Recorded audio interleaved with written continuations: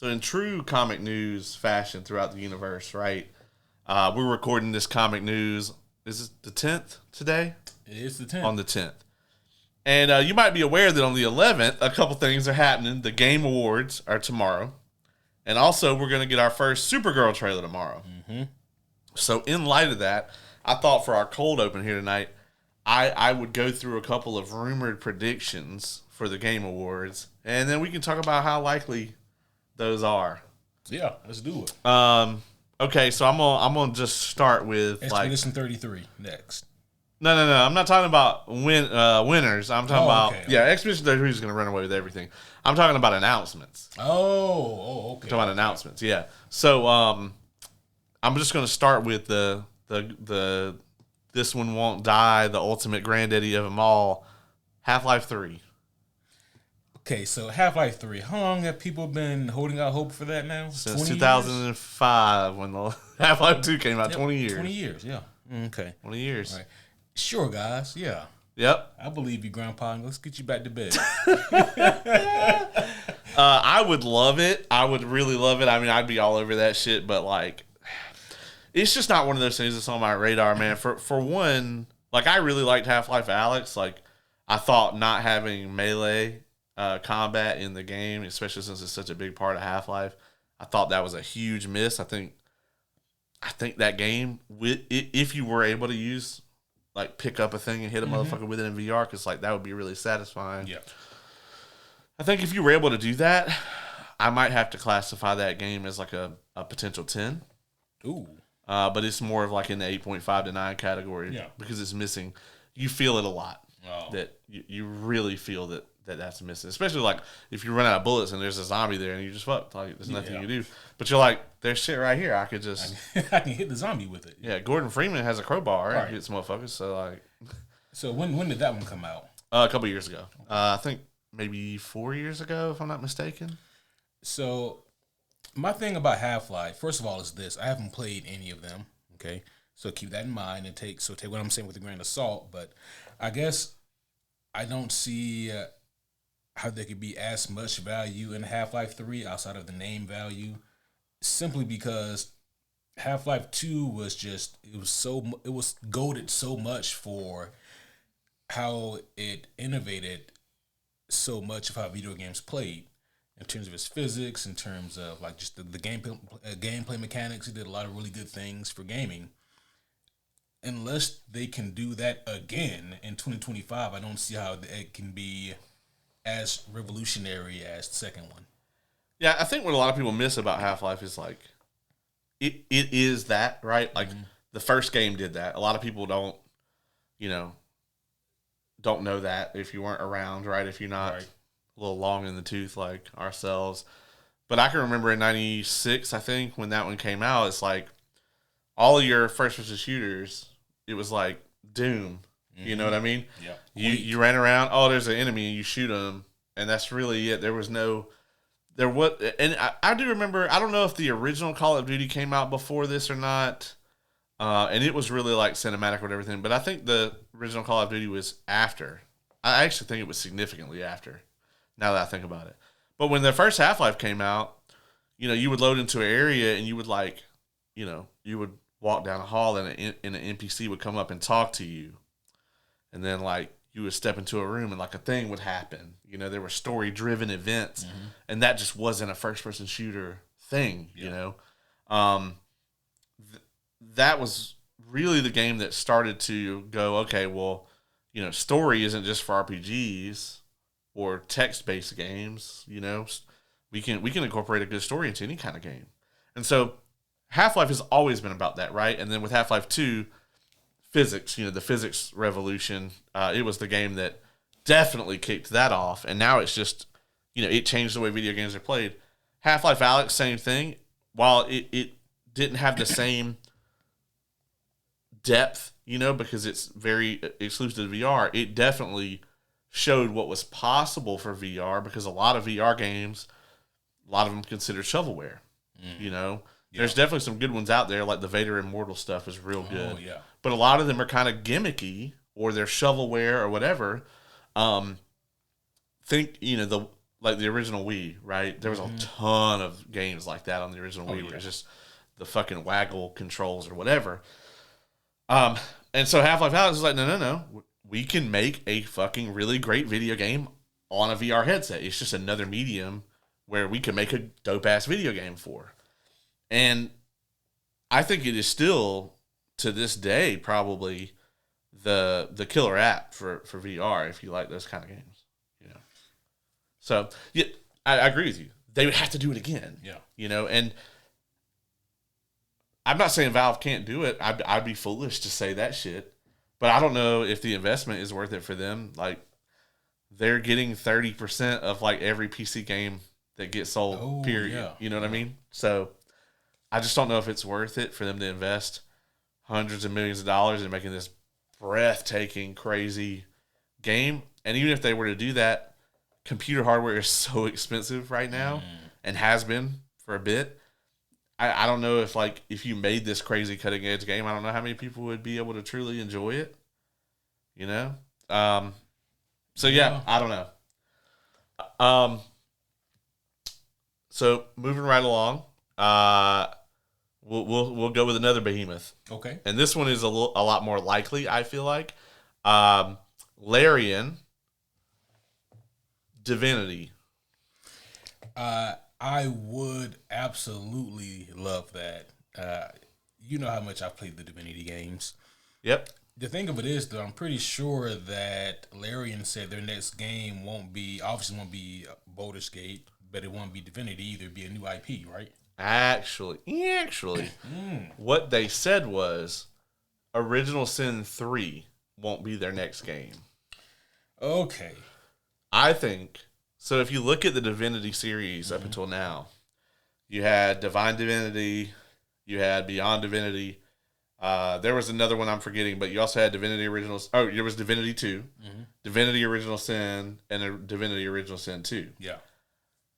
I think they're going to announce just Divinity. I think this game that they're going to make, I think this is the game they have always wanted to make. And they're just going to do it. And I think it's going to be like, essentially, those other games are all like stories in the Divinity universe. But I think this is going to be the main series. Interesting. What do you think that looks like? I have no idea. I think it'll be really dark because Divinity is pretty dark. So the only Divinity games I've played are the Original Sins. They're all dark. There's a lot of humor, though. It's dark humor. Yeah.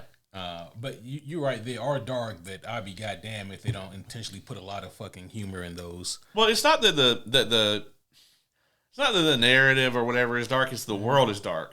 You know, it's a grimdark setting. Yeah. Not a place you really want to visit. You know. There was an interesting kind of debate or squabble online. I think this was maybe a few months ago. I saw it on a post.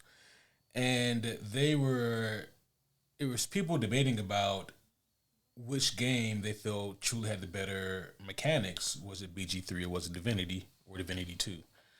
Or Divinity/Divinity 2, Original Sin. Right. And that's, I had to think about it more than I thought I would, because on the surface level, I'd be like, oh, it's probably BG3. But then, I thought about it, and it is tough because as amazing as BG3 is, it's not pitching held by anything, but it is very much devoted to being almost a D&D simulator of sorts. Yeah.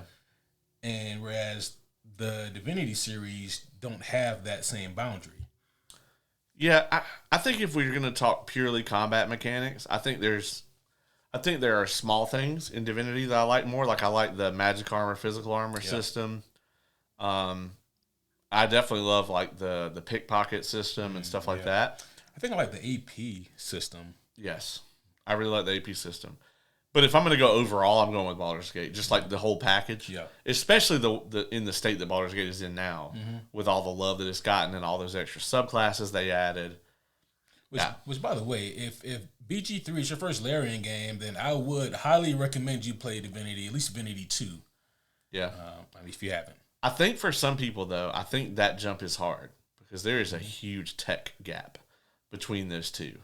Like, to go from Divinity Original Sin 1 and 2, those are Kickstarter games. You know what I mean? Like, those are crowdfunded video games. Not to say that their quality is not top tier, because it is. But, like, the production value jump from Divinity Original Sin 2 to Baldur's Gate 3 is absolutely absurd. Yeah, there is a pretty big tech gap, but I think that the thing that would put people off is that they just don't play the same. Yeah. They don't play the same. Also, Divinity becomes a damn inventory management simulator. It does. Real hard. That part right there, BG3 is hands down better. Yeah. Absolutely. I mean, out of my 1,000, I'm being literal here, out of my 1,000 hours playing Divinity Original Sin 1 and 2, I did probably 990 of those with the homie Kevin. And he and I would always be like, all right, dog, who's going to be like the pack mule with this playthrough? And like, it's just, it's a pain in the ass. And it's something that you have to even think about when you're making your characters, you know? Yeah. Who's going to be the pickpocket? Who's going to carry all the shit? Who's going to... So, I mean, that is a thing you have to think about when you play the Divinity games, you know? Yeah, and every time you level up, it's like, oh, fuck, we got to go back to town. We got to buy all the new shit. We got to distribute it to all the characters. Yep. We got to take all the stuff off of those characters and put it back on the pack mule. Then they got to go talk to the merchant. Yeah. Every time. Nightmare. They got to fix that shit. Yeah, absolutely. But I will say, if I don't care what Larian announces tomorrow, the worst thing it could be is nothing, right? Yeah. No announcement. They could announce Barbie's Furry Adventure, and I would pre-order that shit on day one. I don't care. I have so much faith in Larian, more than any other developer in the world. Like, whatever they come out with, I don't care. I'll buy it. But I hope that it is. I hope the rumors are true and that it is, in fact, Divinity.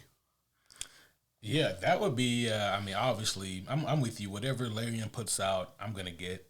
Yeah, but if it's Divinity, then yeah, I'm super hyped until it comes out, and then I'm super ultra mega hyped.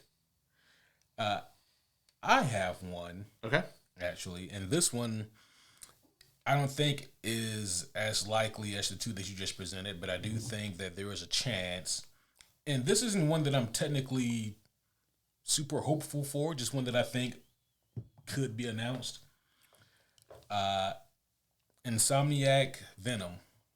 Ooh. I think there is a strong chance that they go ahead and announce that. I think we're going to get a Wolverine trailer tomorrow for sure. And probably a release date. Yeah, they'll probably give us like an official hard release date for Wolverine. And I think that we might also get something for Venom. So here's how... Do you think that instead of Spider-Man 3? I think that would be before Spider-Man 3. Because I think that originally, I believe they had Carnage DLC spoilers for Spider-Man 2, if you guys haven't played it.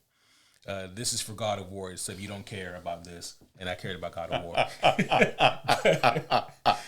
As much as I do have like a bunch of nitpicks with Spider-Man 2, overall it was fun for what it was, and like I like what they were trying to do with it overall.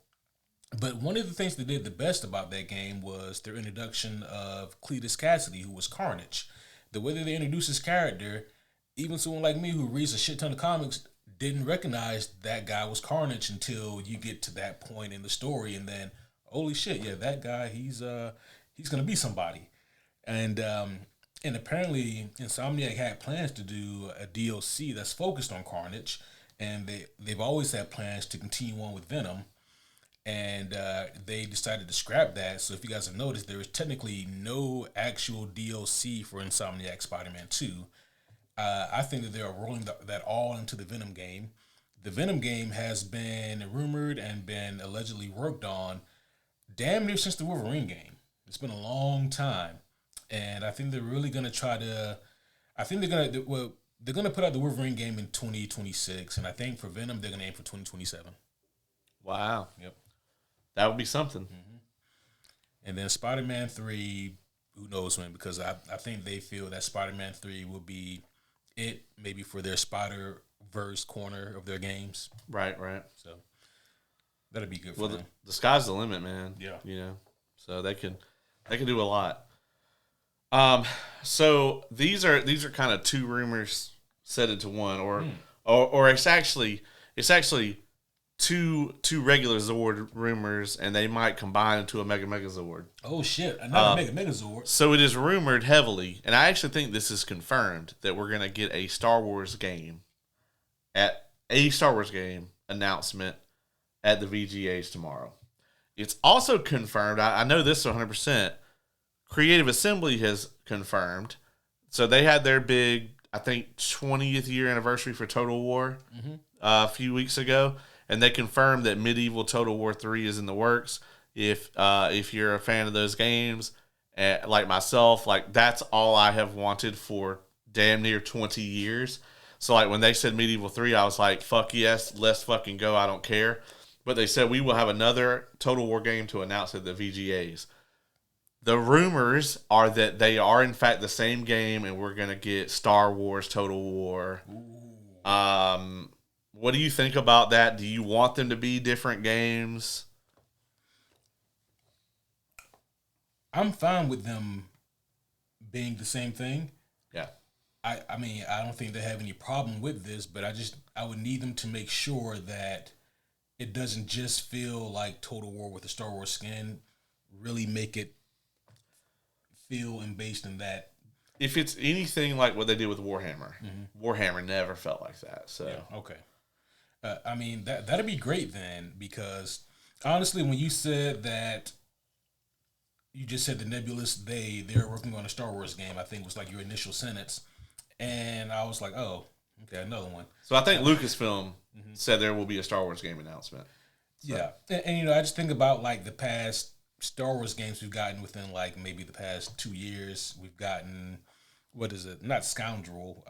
What's the name of that game made by Ubisoft? Oh, yeah. Outlaw? Yeah, Star Wars Outlaw, I think is what it's called.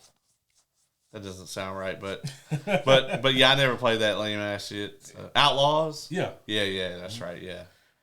Supposed to be like a Han Solo simulator. Yeah. And then, you know, you had the one with Kyle Kestis. Yeah, so my worry, honestly, well, and I say worry lightly, right? So I think it's entirely possible these are two separate announcements, and that the Star Wars game is just Jedi 3. It's just going to be the last game in the Cal Kestis trilogy, and that the Total War game is going to be Warhammer 40K. And if that's the case, I'm really going to love 40K Total War. Henry Cavill will be happy as fuck. I'll be happy as fuck. That's what ever since they announced the first Warhammer game, and they did a whole trilogy of those, I was like, okay, cool. Can we... I like this, but can we get to 40K? Yeah. Because I'm not like one of these people that's like, fuck the other setting. I love this one. I used to like both settings, but I prefer 40K, and I think for Total War, it'll be incredible. But, yeah, man, I would love it if it was the same announcement. I don't care for the Jedi Outcast, Jedi Survivor, whatever games. Yeah. So.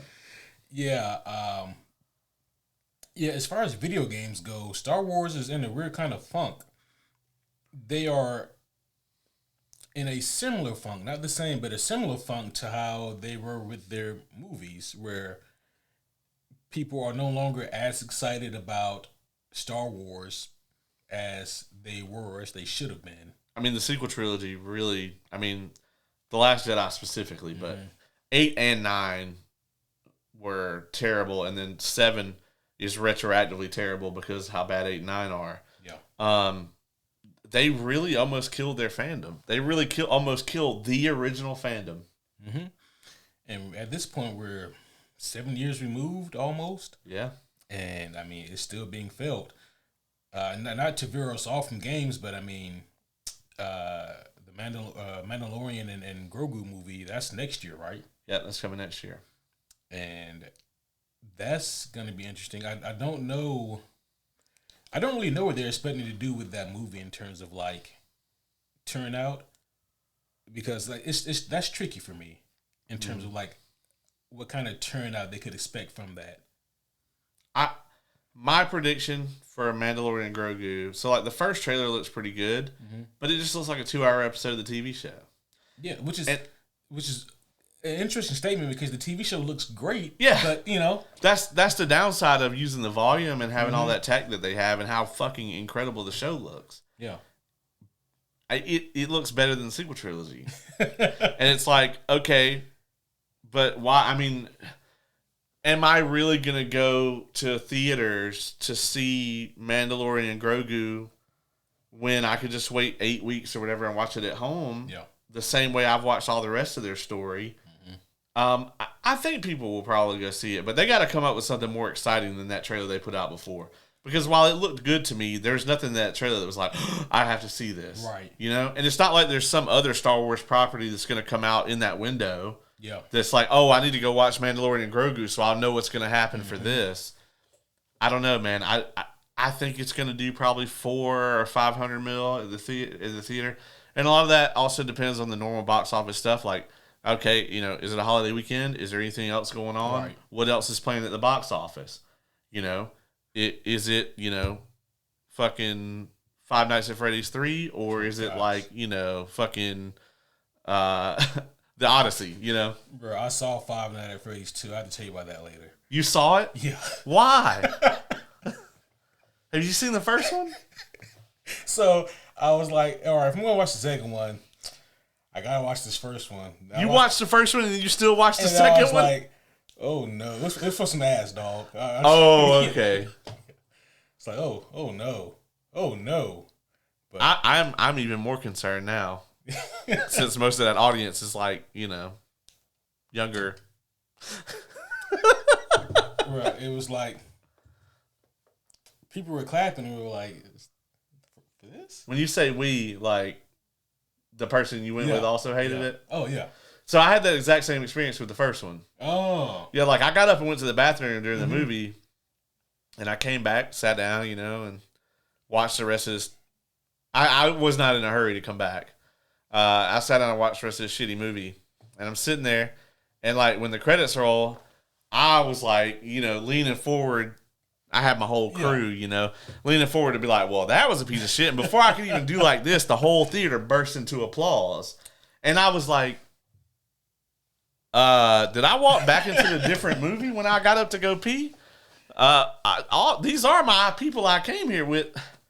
Y'all must have just watched some different shit. Is there a different projector in here? Yeah. Was everybody like watching something on their phones or, you know? Oh my God, man! Like, and apparently the second one is worse than the first one. It is. Oh God! Yeah, so when I heard that, right, I immediately was like, "Well, we're not reviewing that shit for the podcast because it's really hard for me to imagine something worse than the first one." Oh, it's worse. Yeah, it is worse, dog. And I mean, it was like it was a very similar feeling for me. Like when I sat down to watch Minecraft, how I just kind of I was there, but then I just wasn't.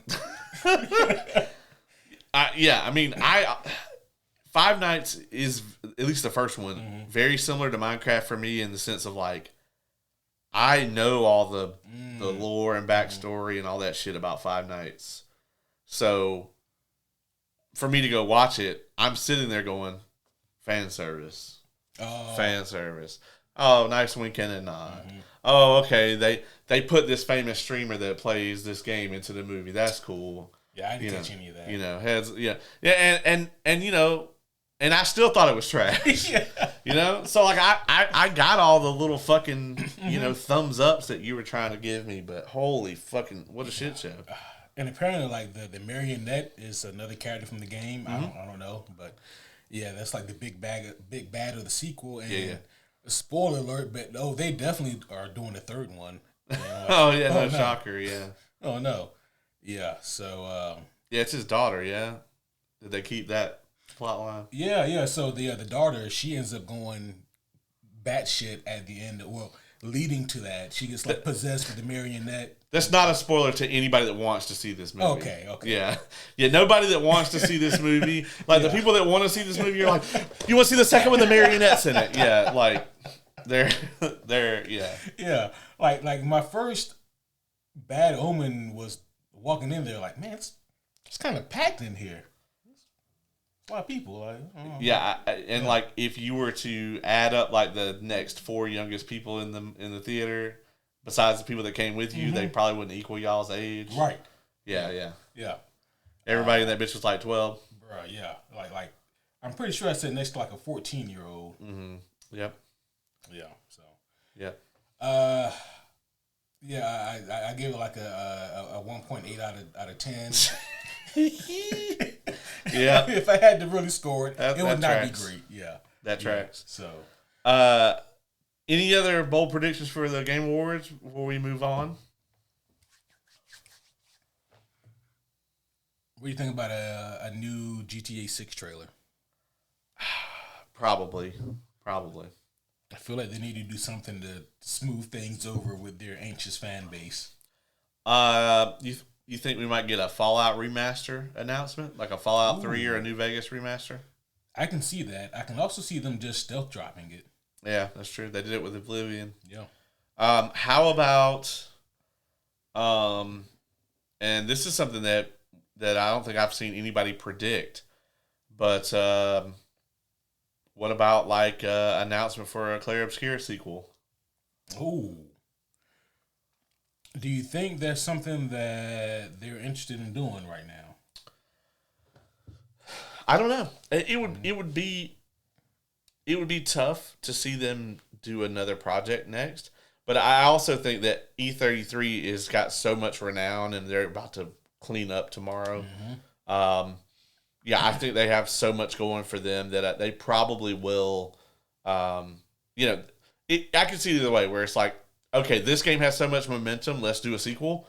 Or also, like, we as a developer have so much renown right now, we can make whatever the fuck we want, and people will buy it. So, like, if it's not, Clair Obscur something else, then you better damn well know you're going to see from the makers of Expedition 33 on all them trailers. Oh, yeah, they're going to Ryan Coogler the shit out of that. It's going to be on the cover.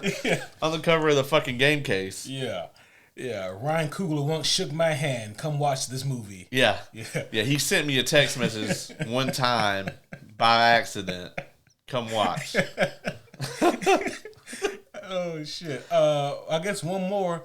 I think it's possible that CDPR does something with The Witcher. Oh, Witcher 4, proper trailer? Yeah. Very cool. They have said that they plan to release the entire next Witcher trilogy within 6 years. I don't think I would have said that if I were them. Yeah, I know. That just seems like a real fucking dumb thing to say. But apparently it's like since they're using Unreal Engine 5 now, like apparently they just got to get the first game good to go, and then they just got to build the other two games out in that same engine. So I mean, if they were to do that and come out with Witcher 4, they would have 3 years, for 5, and then another 3 years for 6. I'm with you though. Why the fuck would you say that? Right. It's cool if you want to say you have another trilogy planned, but don't put a time stamp on it. Especially since y'all's last game that you announced, it was like 11 years or something. Yeah. How do you bake a cake for 11 years and it still comes out undone? Yeah, and then you're like, you know what? I think we could put out 3 of these in 6 years. and have them come out crisp. Right. Yeah, I got it now. I see where we went wrong. Yeah. One more thing on the Star Wars thing. If it's not a Star Wars Total War, it could be a actual KOTOR remake trailer. Because they announced that shit 5 years ago. I was going to ask you, when was that announced? And 5 years ago, the developer that was working on it already has been shuttered. It changed developers already. Not a good sign. Never a good sign. But it is apparently still in the works. Yeah, I don't like that at all. Okay. Yeah. I mean, I've never liked it from jump that they were going to remake it. So for me, it's one of those things where I wanted it because I wanted it. Right. Not necessarily because I needed it. I can play KOTOR now. Yeah. And still love it just like I did all those years ago. Yeah. Would I love a remake in modern graphics? Absolutely. Do I want you guys to change anything? No. Yeah. Are they gonna? Yeah. Yeah, absolutely. Are they gonna change the combat? Yeah. Yeah. They're gonna make it some gimmicky fucking Kingdom Hearts button mashing bullshit. Oh gosh. Oh no. Who was making that? I don't know. Okay. gonna say because it's not Obsidian. No, it's some It's Sony not. bullshit. Oh, And how many turn-based games has Sony come out with in the last 20 years? yeah. Well, R.I.P. yep. Well, we'll see what happens with that. I guess.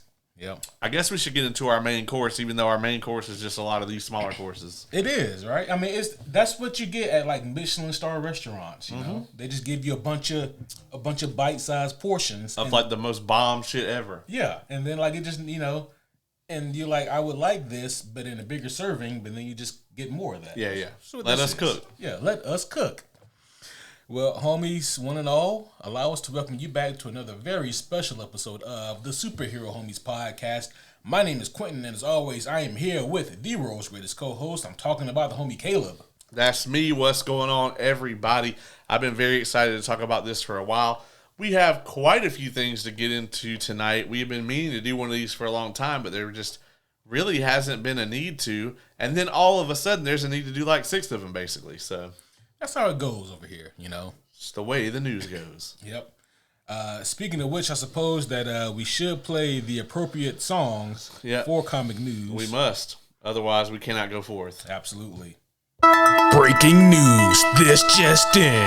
You're listening to the cosmic, world-breaking, magnificent, multiversal, mega-talented news anchors, the superhero homies. And this is comic news. Comic news. All right. That's going to come straight out of our budget. Another prediction. Do you think we'll be able to get that guy for the Homie Awards this year? I don't know if we can afford them, but we'll try. Well, you better go ahead and ask the committee now.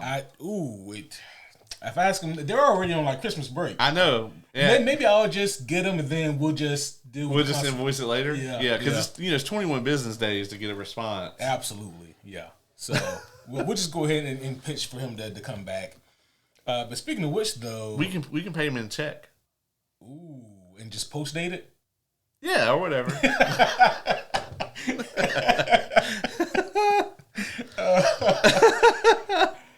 Oh shit, well, homies! We are here for another edition of Comic News, and like Caleb said here, we do have some very interesting things to talk about. There have been some happenings going on in the nerd world, and oh my gosh, they will not stop. So yeah, I opened up my phone to look at my notes for comic news, and then I see just like another notification, I think on Insta.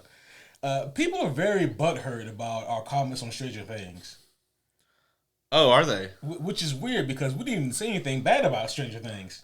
Okay, so, all right, folks. Let me just, if you're not aware of this, you probably are, because if you run into someone who is this type of fan of a thing, it's like if someone is vegan, right?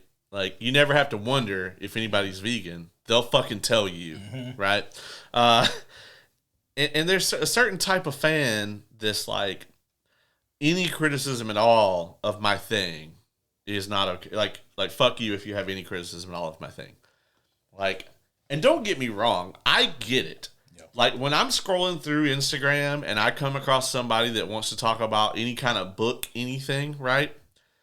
And I inevitably see them say anything even remotely like critical of our Lord and Savior Brandon Sanderson. There's this little thing that goes off in the back of my head, like, I fucking hate this person. But then I'm like, you know what? Whether I agree with them or not, it's absolutely their opinion to think that. And the motherfucker gonna keep writing books, dog. Like, whether, you know what I mean? Like, I don't, and with Stranger Things, it's even crazier because it's like, it's not like they're not gonna keep making it. I mean, as a matter of fact, we pretty much all want them to stop as soon as this season's over with. Yeah. So, relax. Yeah. Chill. Like, it's all good, homies. Like, we all really liked it. We all gave it an 8.5, I think, was the score. And I mean, that's a really good score just for this block of 4 episodes. But we did point out that there were some issues with it. But also, we're critics. We can't just sit here and be like, it was fucking awesome for 2 hours. What's fucking crazy, this for me is the funniest part, is that they didn't negatively react to what we said about Vecna in any regard, about the story. they reacted to us talking about them being old as fuck. That's what they're mad about? That's what they are mad about. Okay. That's what they're mad about. And so it's crazy. Like I think it was one person on Instagram, I want to say, who was like, "Oh well, Tom Holland was 24 and he played a 17-year-old. You guys didn't care about that." And I was like, "Well, yeah, Tom Holland looked like he was 17." Right. And I think it was someone on was it YouTube or TikTok, one of the two, who was like, "Wow, so you let that break your suspension of disbelief, but monsters and superpowers don't." And I was, I have a new job, so I have time now. I was like, I got time today. So I said a couple of things. It didn't break any of our suspensions of disbelief. Two, monsters and superpowers are baked into the show. Them looking 10 years older than they are is not. Right. So yeah, it's weird. Again, we didn't like in this particular clip, this like 45-second clip, we didn't have anything bad to say about them, about the show, about the acting, about the performances, anything. All we said it was just us joking around and talking about, man, these fucking 15-year-old kids are old as shit. Yeah. Right. And that's just objective. Right. Yeah. Yeah, it really is. Yeah. I mean, I was actually talking to somebody the other day who they literally just started watching Stranger Things. Mm-hmm. And I was like, you are lucky as fuck. I was like, this show, when it came out, it was like July, 2015, I think 2016. Yep. I was like, it's been a minute. Yeah. It's hard to believe it's been that long, but then it's not. And I think it's only supposed to have been 4 years in the show. I think it's from 83 to 87. Yeah. Yeah. They started off at 11 years old, and now they're supposed to be 15. Yeah. Yeah. Yeah. When in all actuality, these kids were like 12 or 13, mm-hmm. and now they're 23, 25. Yeah. And they're supposed to be 15. Right. All right. Anywho, so we do have some comic news stuff here. Let's go ahead and talk about the big one. The big one, yeah. Let's go ahead and talk about the fact that it is official that Netflix is, both the Netflix and the Warner Brothers board have agreed to Netflix's proposal to buy the studio arm of Warner Brothers. There is a lot to unpack here. Was it a reported $82 billion? Yes. And quite a bit of that, I think, is cash. I think it's like I don't know the exact details, but I think it's like a 80-20, something like that. Yeah. So if you own Warner Brothers, a certain amount of Warner Brothers stock, you'll get the cash price, which is still a fucking steal because the cash price is way more than the Warner Brothers stock is anyway. And then you also get a certain amount of Netflix stock. Oh, shit. Well, I don't have none of that shit, but it sounds good. Yeah. So there is a lot to unpack here. So people seem to be more upset and worried about this than not. And I can't say that I necessarily blame them. Netflix buying them isn't the worst case scenario, but I can still see a lot of room for some shit to go terribly wrong with this acquisition. So for those of you who may be wondering exactly what this entails, to just give you guys an idea of list of IPs that Netflix will now own, you have things such as, but not limited to, the entirety of DC. I'm not just talking film division. I'm talking comic books. I'm talking TV shows. I'm talking lunch boxes. They own the entirety of the conglomerate that is DC. Game of Thrones, Sopranos, Wire. Shit, I mean, it goes on. Any of your prestige HBO shows, and then the movie catalog. All of that. I mean, it's a metric shit ton of properties and IP that Netflix has access to. And it seems that the the worry for a lot of people is, what will this do to the quality of these things? To Netflix's credit, from what I heard, I don't know how true this is, but apparently they do still want to keep the Warner Brothers name alive. And I think that's a smart move because there is prestige behind that.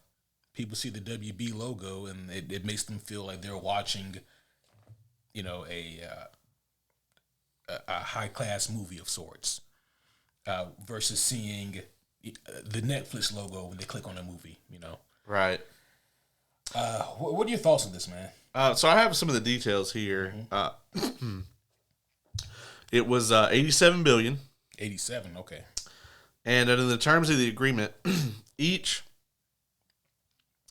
Warner Brothers common stock will translate into $23.25 in cash and $4.50 of Netflix common stock per share.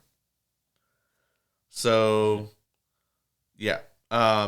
If the Netflix, and then there's also a collar on that, which is just a stock term where it's like, okay, if the Netflix share price is this, then you actually will get this amount, so on and so forth. My thoughts on this are complex.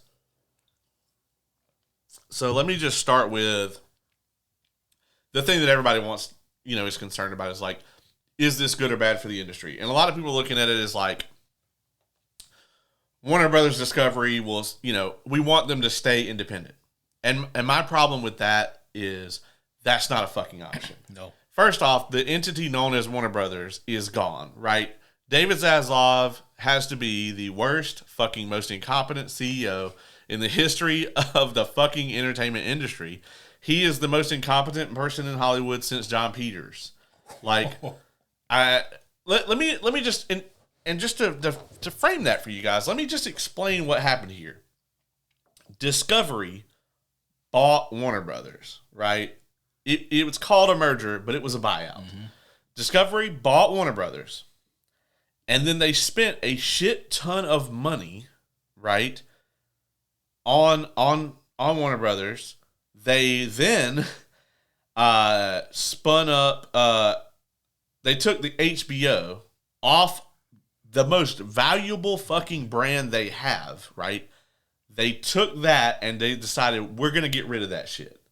And they were like, we're just going to call it Max, which nobody gives a fuck about, right? Nobody's ever heard of that. Nobody cares about that branding. Then they spent a shit ton of money undoing that decision because it was stupid as hell, right? They have squandered the Harry Potter franchise, one of the most profitable franchises in the world, regardless of how you feel about J.K. Rowling. I would call her a cunt, but she lacks both the depth and the warmth. Fuck that bitch. But yeah, nobody can deny that shit prints money. And if you look at how all the Fantastic Beasts movies were handled, the first one was okay, and then they had no idea what they were doing after that. The gaming arm of Warner Brothers, I'm concerned about that. Netflix said they didn't even assign any value to that in their valuation computations. Like their calculations for the value, they said that basically they assigned it no value when they were considering buying Warner Brothers. Yeah, WB Games. That has to be a wonderful thing to hear if you work there. Oh my God. But I can't disagree with them. Other than Hogwarts Legacy, when's the last time they churned out a great game? Shadows of War.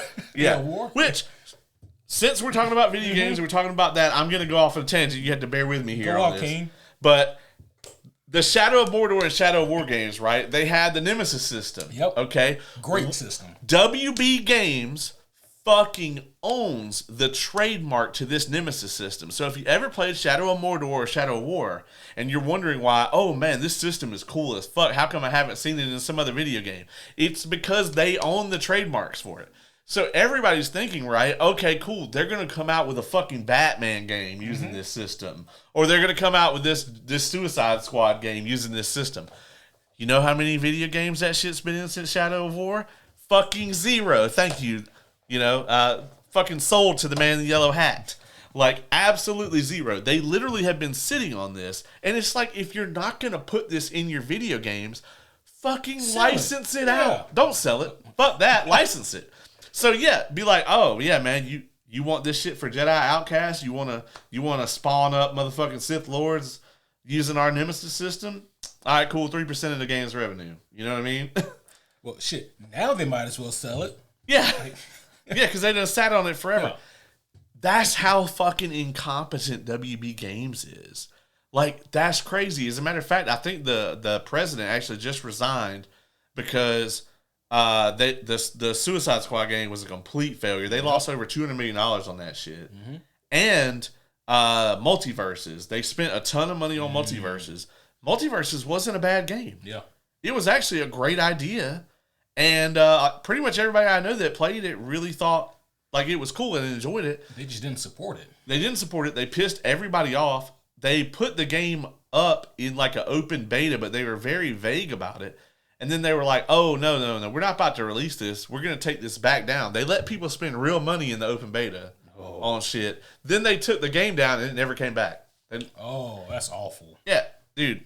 Fucking nightmare fuel. So I don't blame Netflix for not assigning any value to it. But I do think that what that tells me is that if Netflix does get, the acquisition, and it's very likely that they will, that they might sell WB Games off. It's hard for me to feel any kind of way about it because, as you mentioned, they haven't done anything. Yeah, Microsoft will buy that shit in a heartbeat. Oh, yeah, they absolutely will. they love an old game company that used to make good games forever ago. I mean, at this point, I think, it might be for the better because that means I can get something that might use the Nemesis system again. Right, yeah. And that's where I'm at, man. It's like, Warner Brothers Discovery staying independent, that's not one of the options we have on the table. Yeah. At this point in time, the best option we have is for Netflix to buy them. Comcast also is interested, but I don't think they have as much of a shot. Mm-hmm. I would love for them to buy it, and the reason for that is because Universal. I would love to have all the DC properties at Universal, but guess what? We can still get that on the Netflix buyout. Netflix can still buy it. They can still license DC. Yeah. They can have a fucking Gotham City portal at Epic, like whatever. Oh my gosh, you know what I mean? Yeah. That's actually already rumored to be something they're interested in doing. Well, that's fantastic. But the fucking darkest timeline, though, is that Paramount buys them. Because if Paramount buys Warner Brothers, Paramount will be bigger than Netflix in the streaming space. Between Paramount Plus, which they will combine with Max, they will actually be the largest streamer. And fucking Paramount is owned by, this buyout from Paramount is backed by the Saudis and Jared Kushner's finance company. Yeah, no. So that, take what you will from that. Yeah, no, that would be a fucking nightmare. Yeah, it's pure all nightmare. And they are fighting really hard. They put in a hostile takeover offer. So basically since the board would still have to vote on it, but essentially what they're going to try to do now is they're trying to appeal to Warner Brothers shareholders and go, well, we'll give you more money if you sell your stock to us. If they sell their stock to them, then they can just put people on the board that'll oppose the Netflix deal. It's possible, but I do think that Netflix CEO said it was expected. There's also in this deal, there's a $5 billion safety net. So if the deal with Netflix falls through, they have to pay Warner Brothers $5 billion. But what that tells me is that Netflix has zero doubts that this is going to go. I was talking to the homie Dylan a few days ago about this, and we were both in agreement that, man, I didn't know that Netflix was in the black. Because last time I heard, those motherfuckers was definitely in the red. Oh, no, they're doing really well. I see. I fucking see. Yeah. I mean, because this shit don't come from nowhere. So. Well, a lot of this has to do with, I mean, Netflix is the pioneer, right? And one of the things that you saw Netflix stop doing, originally like Netflix didn't have a ton of their own content. Mm-hmm. Like back in those early days for Netflix, I mean, they had, what was that? House of Cards, stuff like that. But a lot of the things people were watching on Netflix was like CW shows and other shit that's licensed. Shit that they were licensed. The Office. Yeah. And they still do license a lot of things, but it's not 90% of their catalog anymore. It's like 40%. Yeah. And then they have, the Stranger Things, the Bridgerton, like their shows are event TV. When they come out with Stranger Things, everybody's on Stranger Things. The Stranger Things merch is pouring in. With them old ass kids. Right. with them old ass 30-year-old kids. Like they have their own catalog now. And like Netflix, Bridgerton, Witcher, for better or for worse, they have all this stuff now. And yeah, they do have quite a bit of licensed content on the platform, but it's nowhere near as much as it used to be. I mean, well, shit, shout out to them. Yeah, they're doing really well. So, they're also going up in them goddamn prices all the time. Bro, every year. It feels like every year. We just got new cable.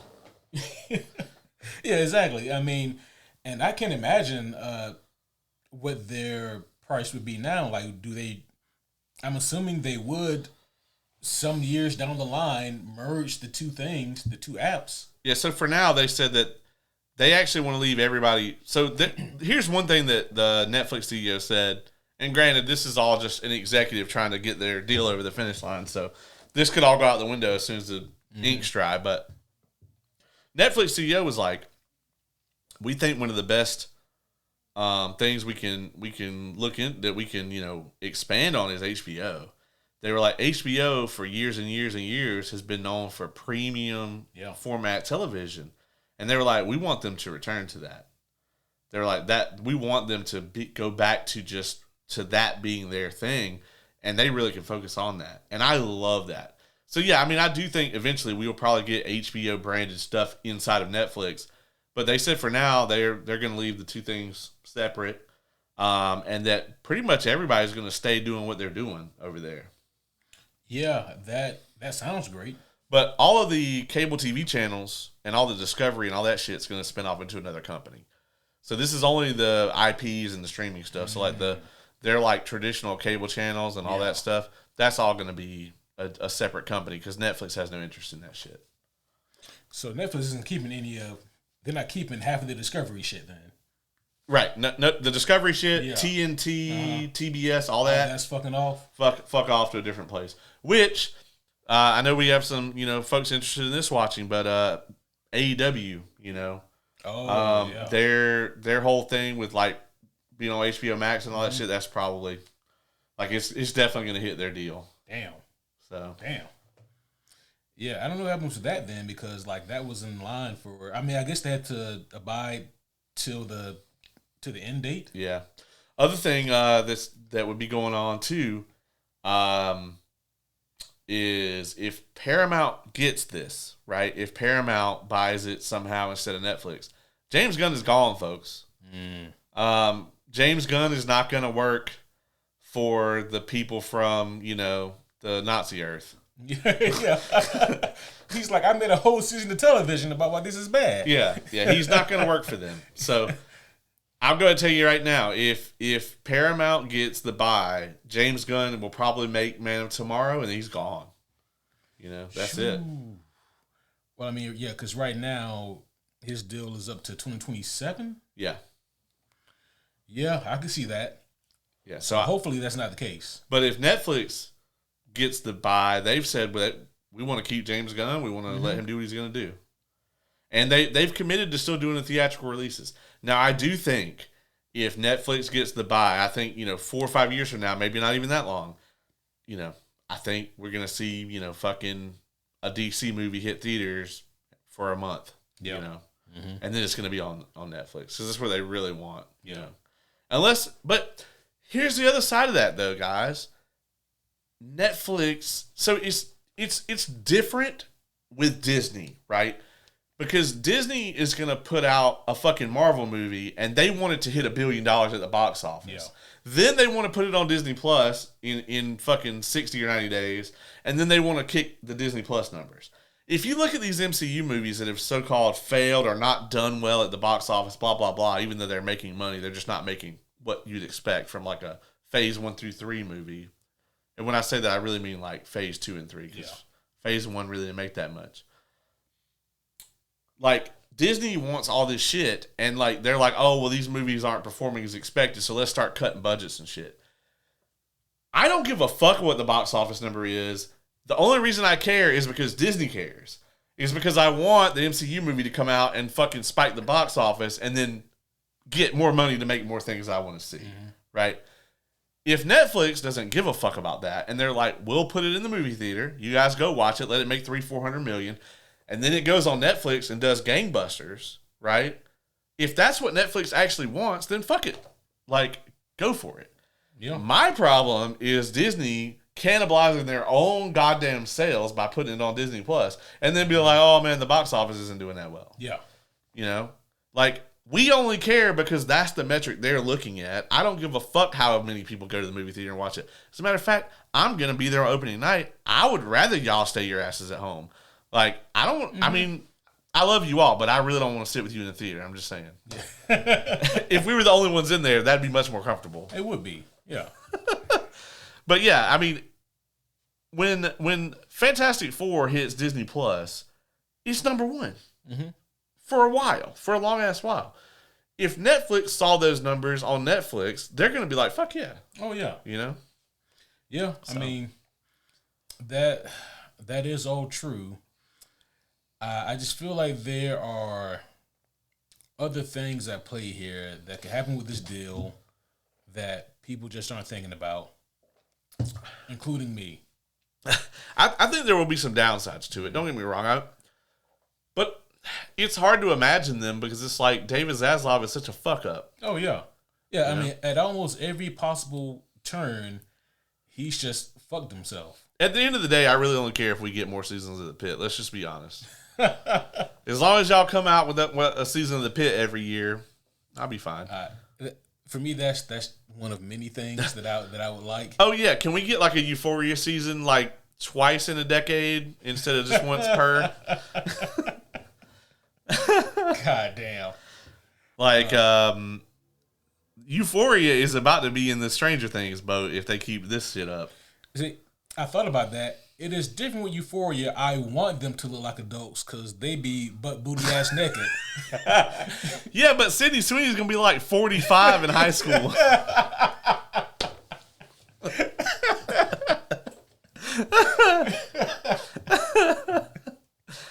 Yeah. Oh shit. Oh man. Zendaya won't. Zendaya looks perpetually 13. Yeah, she's just like a tall ass 13-year-old. Yeah. What else do we have about this Netflix WB bullshittery afoot? I mean, obviously, like, Christopher Nolan is really opposed to it, and so that makes me want to agree with him because he's Christopher Nolan. If you sat down and explained it with the chalkboard, you'd just be more lost. I need him to have Michael Caine explain it to me. Just show up and explain it to me. With like an overhead projector, maybe. I mean, it'd be interesting. Or he could send Florence Pugh. That's what I was thinking. And she could just take all her clothes off and explain it to me. That's what I was kind of. And then I would get it 100%. Yeah. Because I could tell you all about how to build a nuclear bomb now. Yeah, well, can you run that back again? Just from the top one more time. Yeah, just one more again. I was taking notes the first time. Yeah. Now I want to, My notes is just titties. It's just a stick figure. Yeah. Very shitty drawing of her. Oh, no. All right. Well, we'll have more news with this Netflix WB buyout as time goes on. And honestly, homies, probably in another 2.5 years, we'll really start to see how this thing is shaking out. Yeah, we should know in the next, 90 days or so, how it's all going to land. They do still have to, regardless of how it goes, it's going to have to get regulatory approvals. They don't need the FCC's approval, but they will need the antitrust arm of the federal government to approve it. They also need the European Union to approve it. And it's not just them. There'll be other stuff. So yeah, believe it or not, they also needed the Home Committee stamp of approval. And those motherfuckers were apparently the first to sign off on it for that check. Yeah, I actually just told them it'd be fine. We'll talk off mic. To put a footnote on that, I think next April, you and I are going to be doing 2 a week because... We will. I should have that. Euphoria, Invincible, and The Boys are all hitting in April. Well, and then I believe even outside of April... D&D Born Again will also be on around the same time. Yeah. Yep. So, we have... Because I didn't even think to write down Euphoria, but for sure The Boys, Season 5, Invincible Season 4, and Daredevil Born Again, there will be a time when all 3 of those are airing, like, during the same week. So, that is going to be a real fun time for us over here. You guys will be getting a shit ton of content, but goddamn, they really kind of front loaded this. Yeah, not to mention, also coming out that in April, the Super Mario Galaxy movie is coming out, and the drama, which is Zendaya and Robert Pattinson movie, is coming out in April.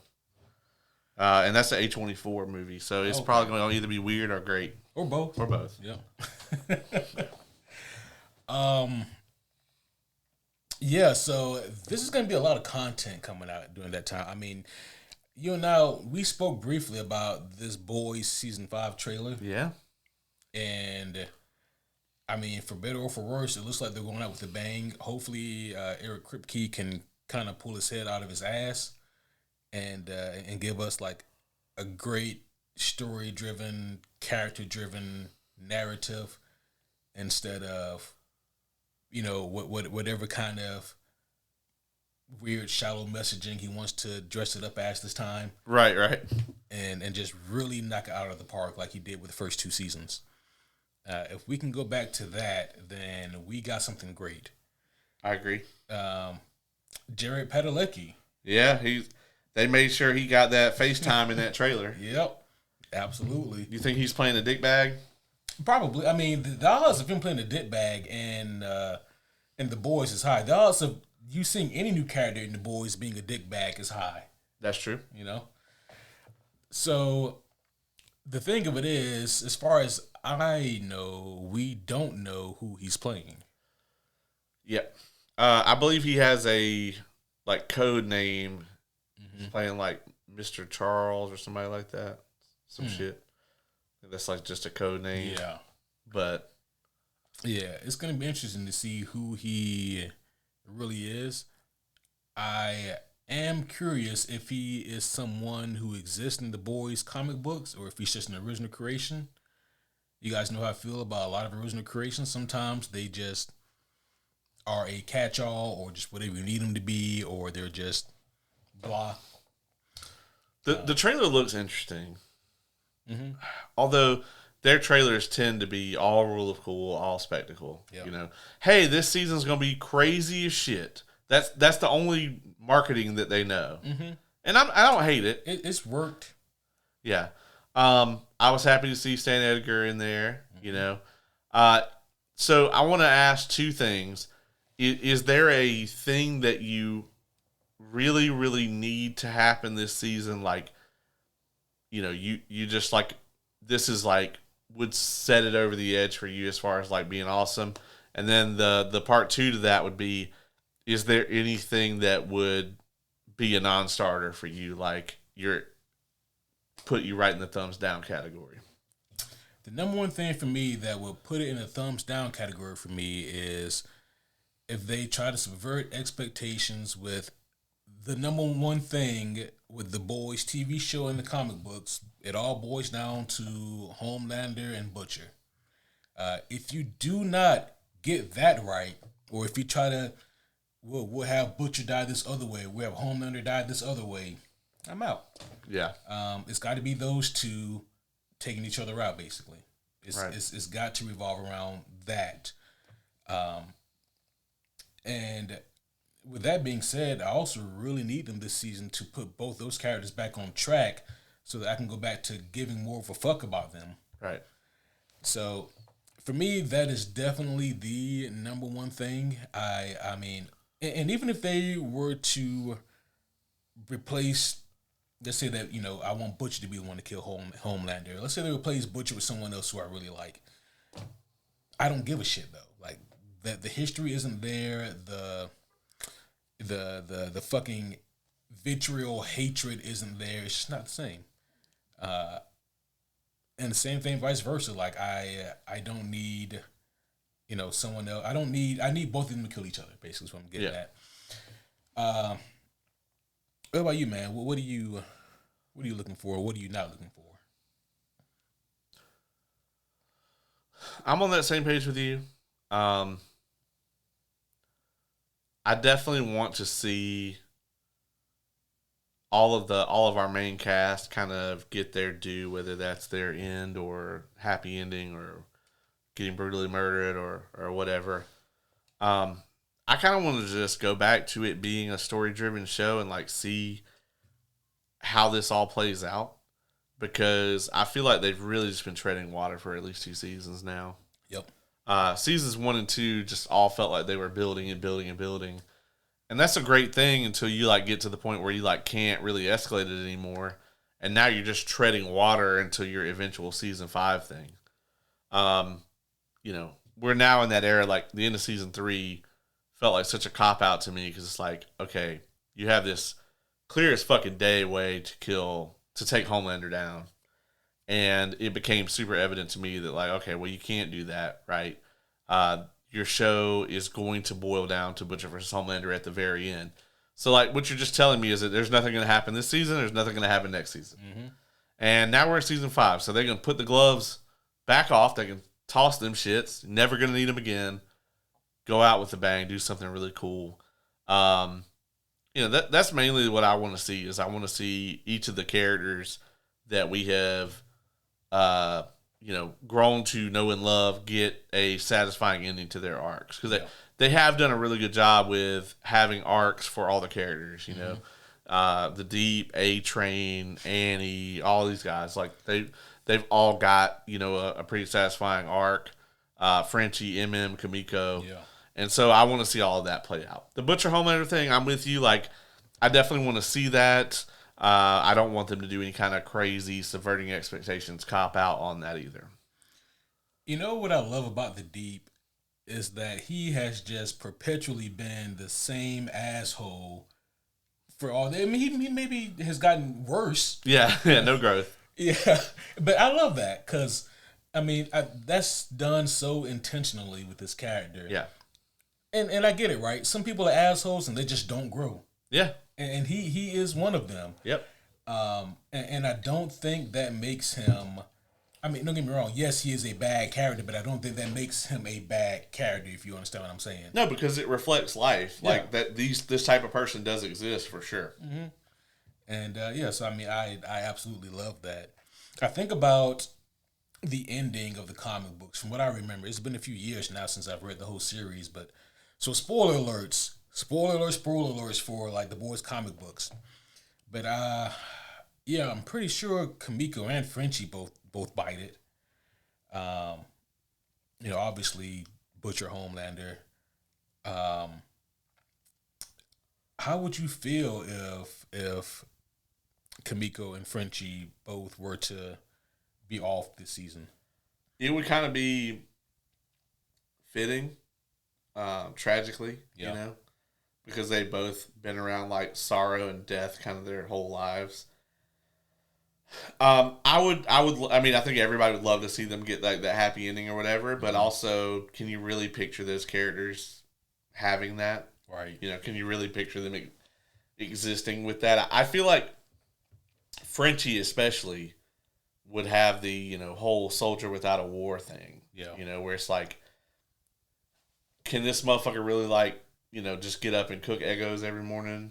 Nah. He needs something to fight. Yeah. Something to fight for, So I don't know. Yeah, I think that they probably will go for the kind of beautifully tragic ending, maybe a little bit lighter than what they had in the comic books, you know, especially since they made Kamiko way more of a character in the TV show than she is in the comics. Yeah. For starters, they gave her a goddamn name in the TV show. That's a start. What do you think about Huey and Annie? And Annie. So I think that they both live, but I don't think that they end up together. That's kind of where I'm thinking, and it's probably gonna boil down to some difference of morality. Like they both have the same goal. Homelander needs to come down. Vought needs to come down, but maybe it's gonna be in how it's done that they disagree, Right. or some kind of fallout's gonna happen. But yeah, I think that they're gonna end up going their separate ways and kind of doing it for like the betterment of, you know, the world or society, whatever you want to call it. So that's kind of where I'm going with that. I can't really see either of them dying here. Yeah, I agree. If one of them does, I think it would be Huey, though. Yeah. But then again, I don't know, man, because I would say, because it'd be fucked up, right, if he lost a second girlfriend, but also it's kind of up the show's alley. Yeah, that's true. That's true. Who else we got? What about Mother's Milk? I don't know what happens with him, and man, he's my favorite character, so I kind of want him to just like live happily ever after, raise his daughter. Is Todd dead? I think they did kill Todd. I think they did, didn't they? Okay, well, oh fuck. Okay. Yeah, fuck him. Yeah, fuck him. Okay, I wonder what they can bring Todd back and Eminem can kill him again. Yeah, yeah, fucking terrible. I think the Supes killed him, right? I think so. Yeah, like they framed the Starlighters or whatever. Oh yeah. Shit, yeah. Oh fuck him. On a similar note, Amazon Prime killing it. Mighty Nine has been coming on. I think this is episode 5 or 6 this week. I need to catch up when I get home, but they have been on the top 10 every week. Damn. On Amazon Prime. Yeah. Oh hell yeah. So I need to hop on that. Yeah, it's I think it's more your speed than Vox Machina even. Vox Machina is more hilarious. Like this is funny too, but this is you can tell with Campaign 2 they were all really comfortable and like they all made these like really fucking 3-dimensional like rich characters with this like really in-depth backstories and stuff, and like Mighty Nine is just fucking killing it with the way that they're showing it all. Damn. Yeah, that's one I've been meaning to start for some time now, so I gotta hop on that. People online who have not read the Invincible comic books are very interested to know what Thrag is going to be like. And let me tell you something, brother. And another thing. I mean, this is going to sound so pretentious, but I don't mean it for it to, but you just got to wait and see. You don't become the ruler of the Viltrumites for nothing, you know. Yeah. Swole ass Freddie Mercury is about that life. Yeah. Thrag is him. Have they announced his voice actor yet? I don't know if they have. I thought they did. I thought it was somebody great. Yeah, I don't remember. Let's see. Thrag voice actor. Oh, yeah. It's going to be Lee Pace. Oh, shit. Yeah. Yeah, that's great. Yeah, it's going to be fantastic. Yeah. Yeah, I mean, yeah, he's basically going to be Freddie Mercury, King Vegeta. Yeah. Which you may be wondering, like, what the fuck would that be like? Well just you're going to find out in April. You'll find out. So, yeah, we're going to get Thrag, and this is going to be very interesting, because you have to think, man, like, someone who can keep Conquest in line? Right. Yeah. Someone who Conquest will listen to? Like, that's... He might be about that life. And all them other motherfuckers. And all those other crazy motherfuckers, just to a lesser degree than Conquest. Yeah. Yeah. If there's a Viltrumite who's more off his fucking rocker than Conquest, then I don't want to ever see him. Right. Absolutely. Because Conquest is insane. But obviously, I'm really looking forward to Invincible Season 4. I mean... I think that they've done overall an incredible job with the show. And there have been people who pointed out, like, sometimes the quote-unquote lazy animation with Invincible. And when you look at some of the still images for the evidence that they have, it's hard to deny. Like, there are just some models that are just straight up reused. Yeah. You know? And to that, I say... I don't know. Amazon, get it together. Like, yeah, it still looks really good. It does. It's really well done. Mm-hmm. Yeah. So yeah, it's a great looking show, but yeah, sometimes they do reuse character models. But if you're gonna reuse character models, don't reuse like the most well known ones. Like they reused Debbie's character model a couple times, and even Mark. Oh, they reuse Mark's a lot. well, when they shouldn't though. Right. Yeah. Oh man. Yeah, I mean, fucking, Hasbin Hotel does that shit too. They're on Amazon, so whatever. Yeah. So again, the other superhero show that's coming out around the same time is Born Again. Yes. Season 2. And it's been renewed for a 3, I believe. Yes, it has. So, Matthew Lillard is going to be playing a villain in it. We know about that. I did not know that, actually. Yeah, we don't know who, though. Oh, he's confirmed. Shit. Yeah. I got to think about that. Man.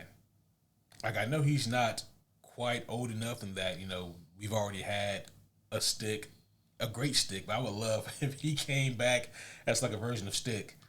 No. Like, that other Muse was just an actor. He's going to be Muse. That was a paid actor. I mean, he kind of was, if we're being honest. Muse killed people until he ran to the right motherfucker. Or the wrong motherfucker, if you want to look at it that way. Daredevil beat the shit out of him every time they came face to face. Man, the way that shit, I'll never forget that subway scene. Oh my god! Well, neither would me. Well, until he died. Yeah. That's just the most terrifying shit imaginable. Oh yeah. That's right up there with like doing a bank job in Gotham, and then you shine the flashlight and see Batman. Right. Yeah. Just go ahead and turn yourself in, dog. Well, it's too late. It really is. Because if the heart attack don't kill you, the ass whooping will. Right. Yeah. I'm looking forward to Born Again Season 2. I think they have a better grip on how to proceed than they did with Season 1. We know there was a lot of technical hiccups with Season 1, a lot of storytelling hiccups. But I think that they're going to have more of their bearings this time around. And overall, man, I really, really enjoyed Season 1 of Born Again. So, yeah, I think that this is going to be a much better season. I think everybody really enjoyed Season 1 of Born Again until they figured out that we were getting Season 0.5 of Born Again. Well, Or we were getting Season 1 Part 1. Yeah. So we do know that we're getting like the all black kind of Daredevil suit with the red instead. We know we're getting Jessica Jones. We're getting Jessica Jones for sure. I think they're sitting on fucking Luke Cage. Absolutely. Yeah. You think Jessica and Luke will be like married? I would love if they had that kind of progression off screen, Yeah. I think that'd be great. It'd be great if they already have the kid. I think that'd be cool. Yeah. I'm trying to think about who else. Punisher feels like a shoe-in, but yeah, we also know we got his special coming up. Are we gonna get Iron Fist? Danny Rand.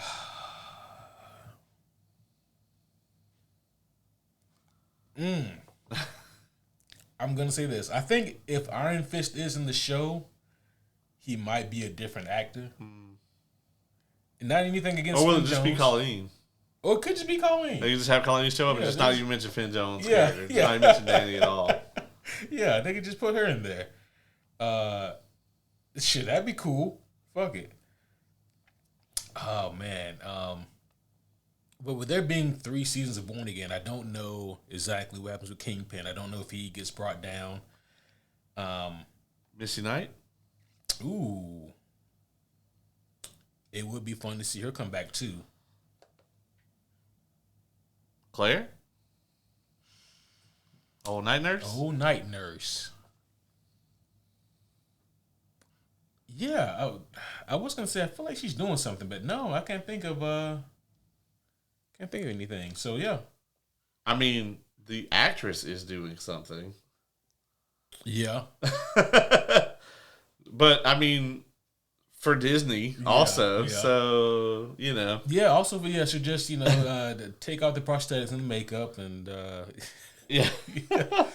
Well, I think Ahsoka season 2 is shot. Yeah. So man, there's gotta be some other characters though who they probably bring in. Other villains, I would imagine.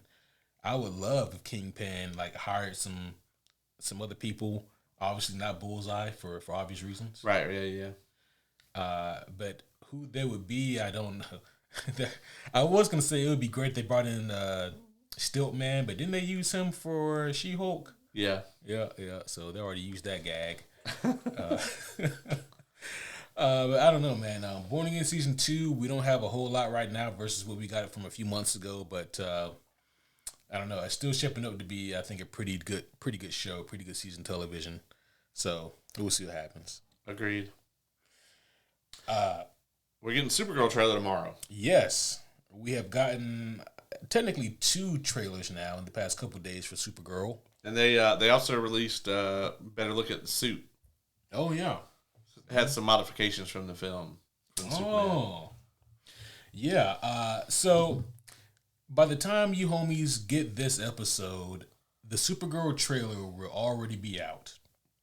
So with that being said, I am going to respond as if I have already magically seen the trailer.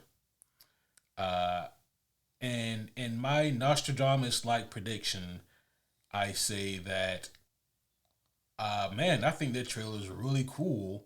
I like the vibe of it. I think that people are off when they say it gives them a Guardian of the Galaxy type of vibe. I don't think it does. They're just being thrown off by the Walkman. So that's the new suit.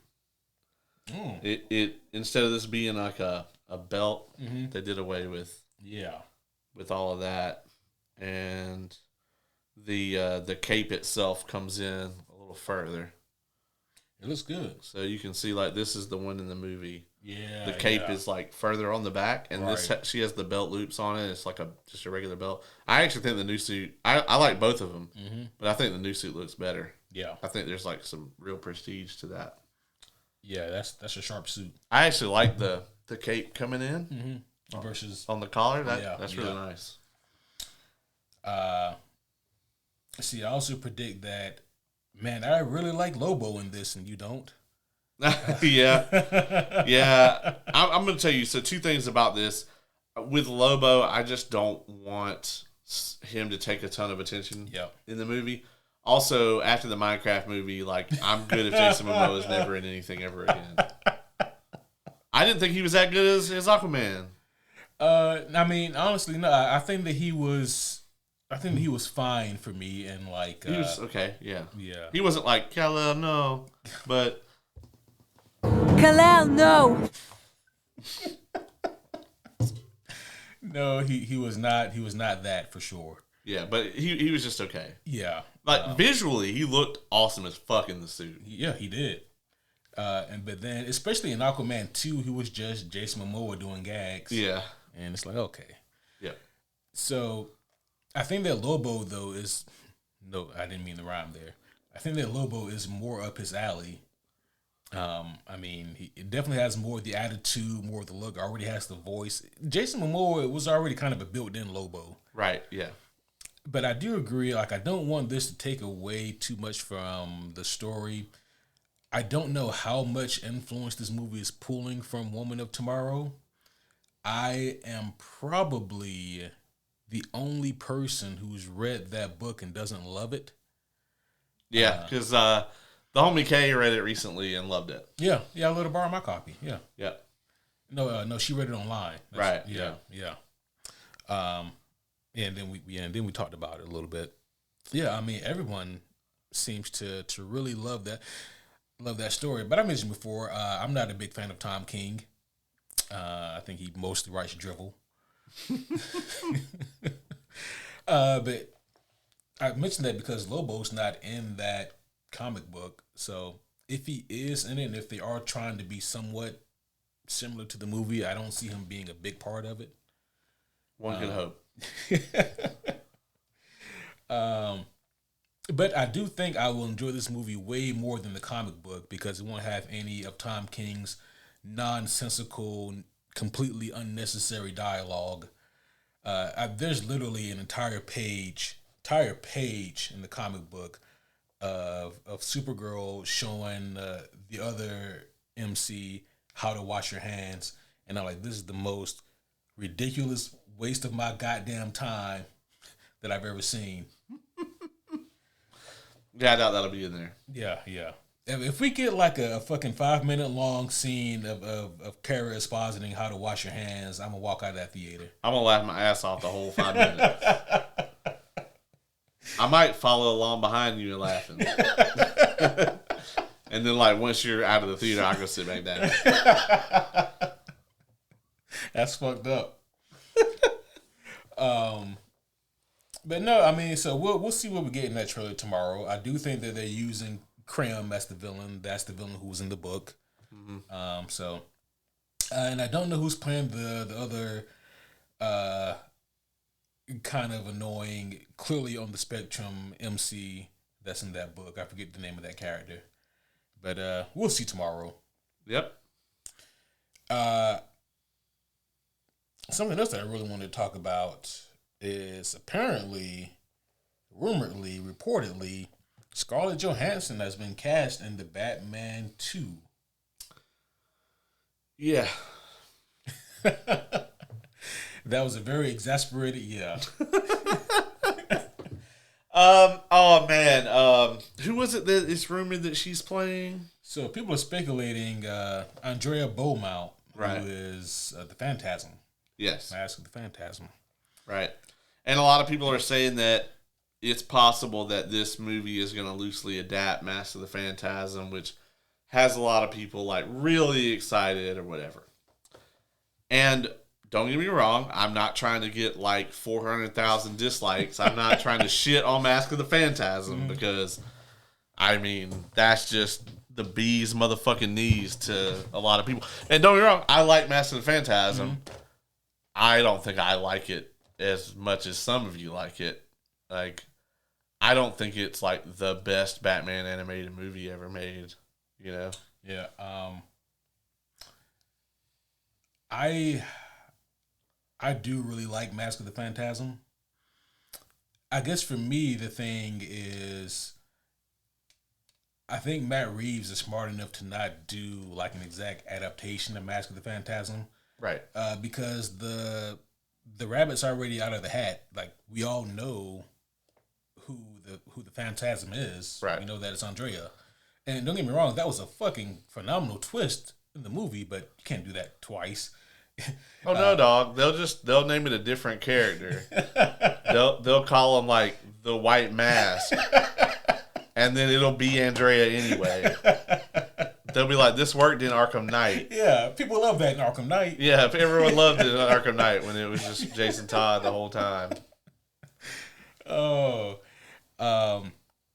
some people are hoping that it's Poison Ivy. I just don't see how that fits the tone or aesthetic of what Matt Reeves does. I also just don't see ScarJo being a good Poison Ivy. I don't think she'd be terrible, but nothing about her screams Poison Ivy to me.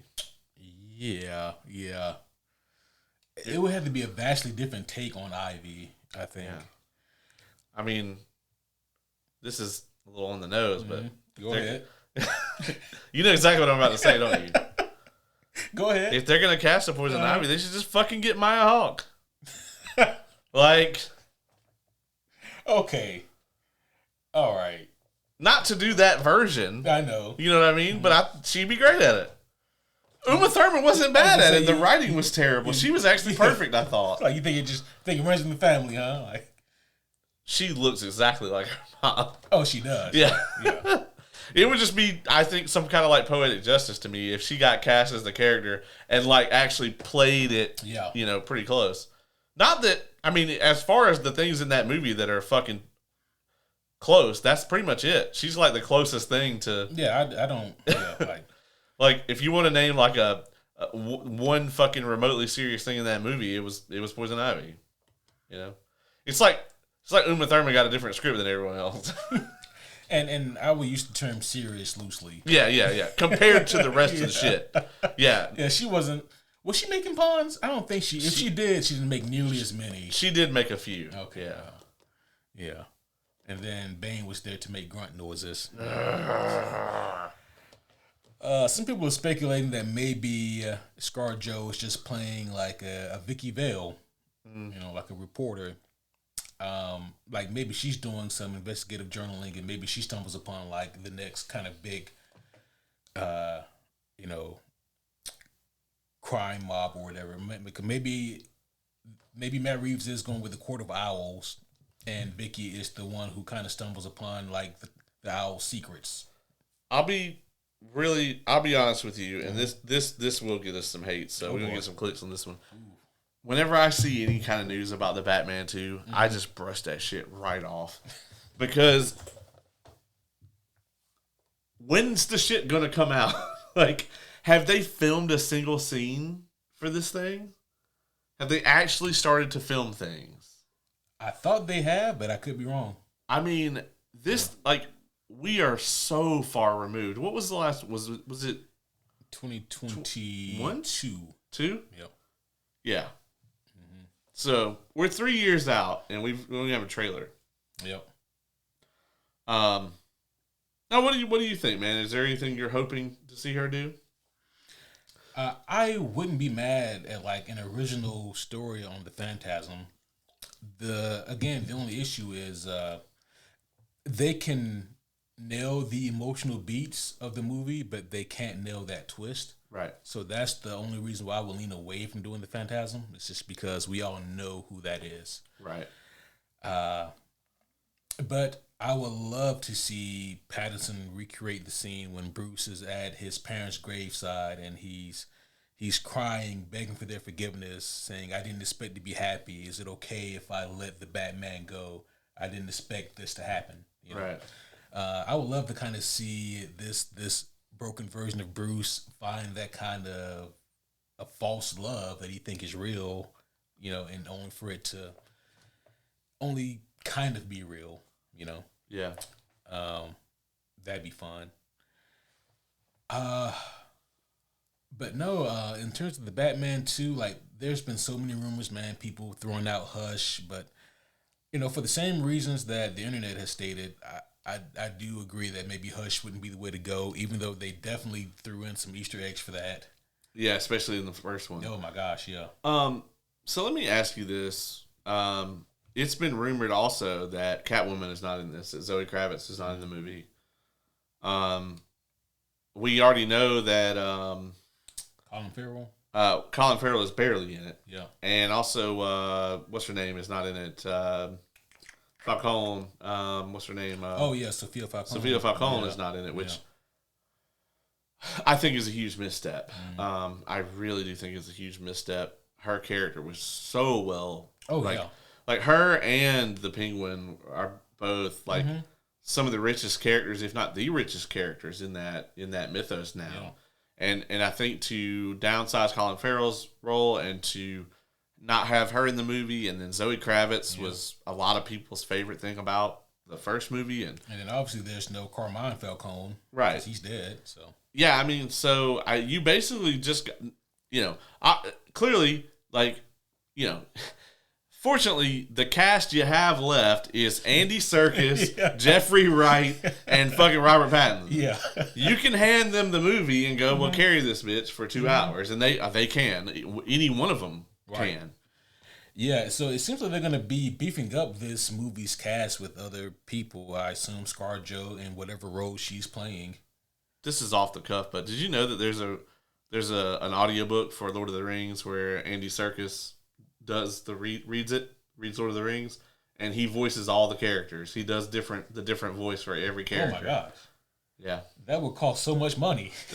Well, it exists. This is a thing you can go out and buy and listen to. Wow. Yep. I was allergic to that. Yeah, I only know this because Brandon Sanderson is listening to it right now. He's been listening to it. Like, does he does all the books, all the Lord of the Rings, or just Fellowship? No, all three. Oh my Andy gosh. Serkis does the entirety of Lord of the Rings and he voices every character. That is insane. Yeah, yeah, yeah. Fucking bonkers. Wow. I mean, clearly, like obviously, the Gollum parts were very easy for him. But yeah. They were familiar. I don't know if they were still easy. Nah, he can do that voice on a whim, bro. Jesus Christ. Yeah. I don't even know how to follow up that. Yeah. But yeah, anything else on the Batman 2? No, that's all I have right now in the Batman 2. There'll be more when they drop a trailer in 18 months. It's rumored we're going to get our first trailer for the Odyssey soon. Ooh. It's also rumored that we're going to be getting a Doomsday trailer in front of Avatar 3. I don't know how much stake I put in that. I know that I'm not going to go see Avatar 3 to watch that shit, so they better put it on YouTube. I don't know if I buy that. I think, actually, if I'm James Cameron, I want people to believe that. Yeah, obviously, yeah. Mm-hmm. But I don't buy that because we're still a year away. Even if they put the whole thing, like even if they were to put the trailer in front of Avatar, it'd be for like a day. Mm-hmm. It'll be on YouTube in no time. Absolutely, yeah.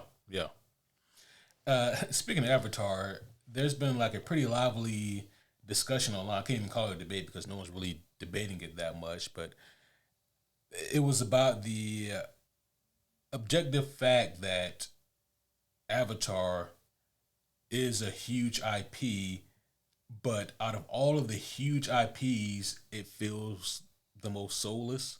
It is, yeah. Like it doesn't have.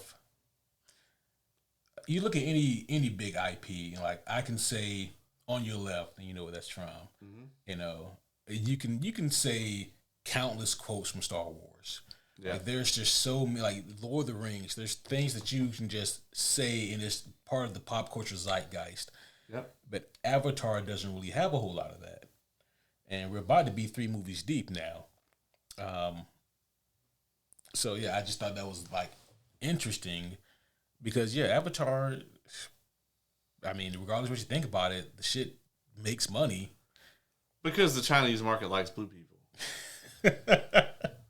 I mean, that's what it is, man. It's the Chinese market. I mean, they haven't been exposed to decades and decades and decades and stuff. Like, don't get me wrong. Like, visually, those films are really good. But I think I'm not going to say most. I'll say a large part of the American audience at this point in time has moved beyond just the visual spectacle because we're so overexposed to that now. Mm-hmm. It's like I can pull up Netflix and watch 5 movies that will be a visual spectacle. Yeah. That I've never seen before. And not to say that they don't also have access to do some of that. I'm just saying that it's been less time for them. You know, like we sat through E.T. You know what I mean? We went from E.T. to fucking Avatar 1 in IMAX 3D. You know what I'm saying? And it's just when you take away the visual spectacle of those movies, which, you know, diminishing returns on that. The second movie doesn't really look better than the first one. It took 10 years. You know what I mean? Incredible diminishing returns. The game sucks. The IP itself isn't really a thing. Like the movie comes out, the movie itself spikes the box office, and that's it. You really don't see. Have you ever seen somebody just walking around in like an Avatar shirt? You know what I mean? You can ask like a casual fan, a casual moviegoer, do you like Avatar? And they probably say yeah, and then ask them who's your favorite character. The tall one, you know, Sigourney Weaver, and like unfortunately for you, it's a 10. It's a 10 because Sigourney Weaver's in it. Yeah, fuck. That means the second one too, because she was in that one too. Yeah. Yep. Well, fuck. Yeah, it's a 10. But for me, folks. Oh, I fucked up then. Stranger Things season 5, part 1's a 10. No, she's not in that. She's not in that. Yeah, I mean, That's Linda Hamilton. Yeah, it's Linda Hamilton. Wow, that don't even look. Is this like all white people look the same thing? A little bit. Okay, that's fair. If they're from if they're from popular 70s and or 80s franchises. I don't know who brought this up, but I think it was actually yesterday. Somebody was like talking about like Alien and Predator and something else, and it was like or actually somebody had like a big heavy like Gatling gun, and they were like, yeah, that's like Arnold from the Alien movies, and I was like, that's Predator, dog, and they were like, yeah, but he should have been in those, and I was like, yeah, okay, that's fair. Yeah, but if I'm being honest, that might be Arnold from Commando. Yeah, maybe. Yeah, doesn't he have the big ass like 50 cal or whatever in? He might when they're mowing down. I think the Vietcong. Mm-hmm. He might have that there. I feel very confident that he definitely had that in Commando. He absolutely had that in Commando. Yeah, I feel like if he had that 50 cal in Predator, the Predator might have been like, I'll just come back later. I haven't seen that movie in a long ass time. Yeah. Have you seen the new Predator movie yet? Badlands? No, I haven't. I haven't either. Yeah, I want to though. That shit's got to be out on streaming soon. I mean, it was just yeah. I was gonna say it was just in theaters like last week. So yeah, I understand. Yeah. Speaking of the Odyssey, man, it's crazy. Like this is gonna be the first feature film completely filmed in 70mm IMAX. It feels bizarre to me that comes out technically in like 7 months. Yeah. Like it's right around the corner. It's gonna be insanely dominant, man. It's gonna just it's amazing to me now that Christopher Nolan, like we're finally at that level where Christopher Nolan, whatever he comes out with, is the event of that year. And I love that we're finally in this place. But is Christopher Nolan tackling this like huge, famous, well-known story, and just seeing his creative take on this with this kind of cast that he has.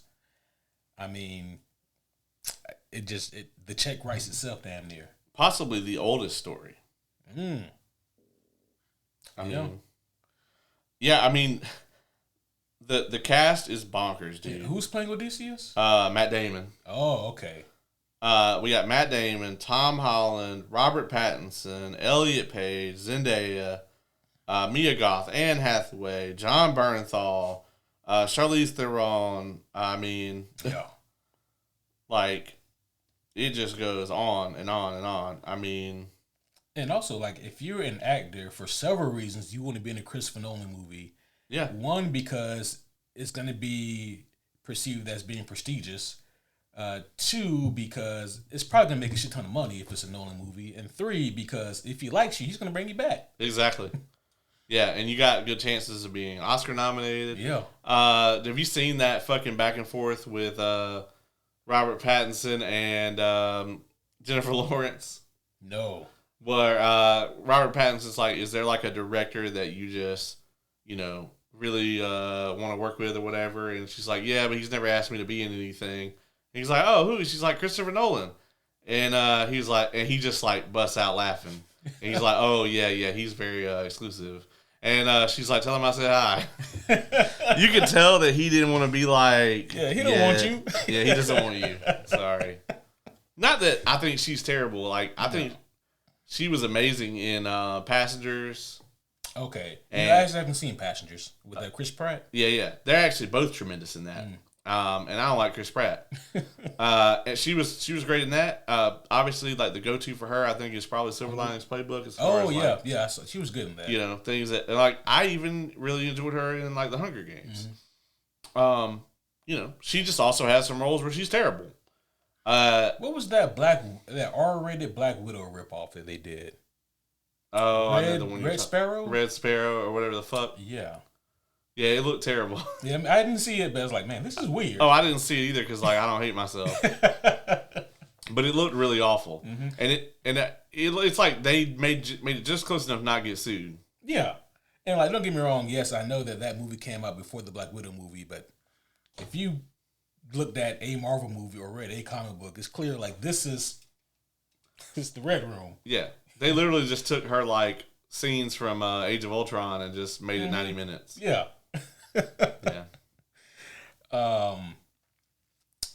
Yeah, I feel like there was some other Doomsday news, but at this point, we're either gonna get something when this new Avatar movie comes out, or we're gonna get something probably at the Super Bowl. Now, you know, as of right now, Dune 3 and Doomsday are set to come out at the same time, I think. Still? Yeah, nobody's blinked yet. Oh. I wonder if Netflix buys Warner Brothers, if they're just like, fuck you, we don't care. Oh. Oh, man. I think if Warner Brothers were to stay independent, they move it. They blink. You think so? Yeah, I mean, Disney's not gonna. Mm-hmm. That's the beginning of the end if Disney... I mean, Disney's like... Yeah. You know, they both would be vying for IMAX, right? Yeah, yeah. Yeah, and I assume Doomsday already has it. Oh. I would think. But that's another thing. Brand New Day is not going to have a single second in any IMAX theater anywhere. Is that because of Odyssey? Mm-hmm. Odyssey has it booked for its entire run. They have IMAX exclusivity for like, I think, 7 fucking weeks. Oh my gosh. And then whatever is right after that has it. So Brand New Day will not be in IMAX anywhere. Man. That's mind-blowing. That is. Yeah. Fucking Spider-Man, dog. Apparently they are... This time I was like, I don't care. I'm in both of them. Yeah, he's like, I don't give a fuck. Yeah. Apparently, though, they are doing a IMAX re-release of something, and it's supposed to have like a 6-minute prologue for the Odyssey. Oh shit! Yeah, hold on. This is definitely a thing that we want to bring up. The Odyssey prologue. Yeah. So it's a 6-minute prologue. IMAX screening. So apparently they're doing IMAX re-releases for Sinners and One Battle After Another. Oh damn! And it's gonna play in front of either of those. Well, you know, Sinners for me is incredible. Yeah. And I haven't seen One Battle After Another, but I've heard good things. Are you a Paul Thomas Anderson fan? You know, I know the name, but I don't really think I've seen many of his movies. Let's see. Paul Thomas Anderson. There's at least one that I know you've definitely seen. But have you seen? I'm trying to see if there's like anything else on here that you seen Boogie Nights? I actually haven't. Okay. I don't know how that snuck past me, but no, I haven't seen Boogie Nights.